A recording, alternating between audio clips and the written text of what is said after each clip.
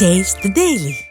கர்நாடக மாநில மா விவசாயிகளுக்கு பிடிபிஎஸ் திட்டத்தின்படி இழப்பீடு அறிவித்துள்ளது போல் தமிழ்நாட்டு விவசாயிகளுக்கும் இத்தகைய இழப்பீட்டை அறிவித்து வழங்க வேண்டும் என மத்திய மாநில அரசுகளை அதிமுக பொதுச் செயலாளர் எடப்பாடி கே பழனிசாமி வலியுறுத்தியுள்ளார். அதிமுக பொதுச் செயலாளர் எடப்பாடி கே பழனிசாமி வெளியிட்டுள்ள அறிக்கையில், மா விலை சரிவால் விவசாயிகள் பெரிதும் பாதிக்கப்பட்டுள்ள நிலையில் அவர்களுக்கான குரலாய் கடந்த 20ஆம் தேதியன்று கிருஷ்ணகிரியில் மாபெரும் உண்ணாவிரத போராட்டமும், திண்டுக்கல்லில் மாபெரும் கண்டன ஆர்ப்பாட்டமும் நடத்தி மா விவசாயிகளின் கோரிக்கைகளை மத்திய மாநில அரசுகள் நிறைவேற்ற அதிமுக கோரியது என்று குறிப்பிட்டுள்ளார்.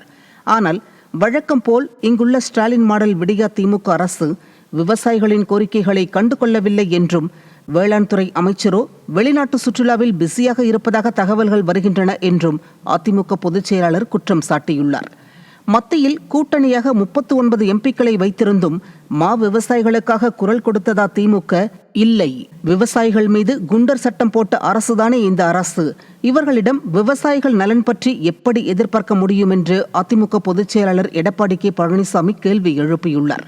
இந்த நிலையில் கர்நாடக மாநில மா விவசாயிகளுக்கு பிடிபிஎஸ் திட்டத்தின்படி இழப்பீட்டினை மத்திய அரசு அறிவித்துள்ளது என்று குறிப்பிட்டுள்ள அதிமுக பொதுச் செயலாளர், விவசாயிகள் நலன் காக்கும் நோக்கில் பிரதமர் நரேந்திர மோடி தலைமையிலான மத்திய அரசு எடுத்துள்ள இந்த முடிவை வரவேற்பதுடன் தமிழ்நாட்டு விவசாயிகளுக்கும் இத்தகைய இழப்பீட்டை அறிவித்து வழங்க வேண்டுமென மத்திய மாநில அரசுகளை வலியுறுத்துவதாக தெரிவித்துள்ளார்.